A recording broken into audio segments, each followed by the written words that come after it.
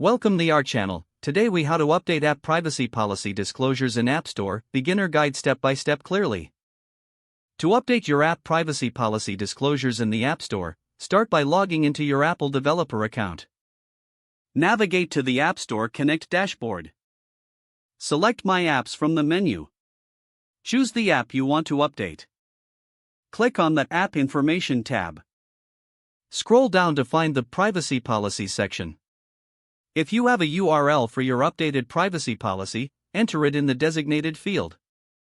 Make sure your policy complies with Apple's requirements. If your app collects new types of data, ensure those changes are reflected in your disclosures. Review the Data Collection section for your app. Update any relevant information about the data you collect. Once you've made all necessary changes, click Save. If your app is already published, you may need to submit an update for review.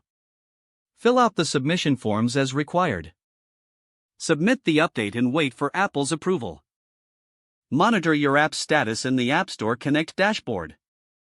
Once approved, your updated privacy policy will be reflected on your app's App Store page. If the page does not load, refresh the browser or try again in a private or incognito window. Make sure you are using the correct email address, then retype it carefully to avoid small typos. If your password is not accepted, use the reset option and create a new strong password you can remember. Check your spam folder for verification or security emails, then complete any requested confirmation steps. Enable two-factor authentication if available to improve account security and reduce unauthorized access risk. After signing in, review your profile details so your contact information and settings are accurate and current. If you see an error message, note it down and try again after restarting your device and internet connection.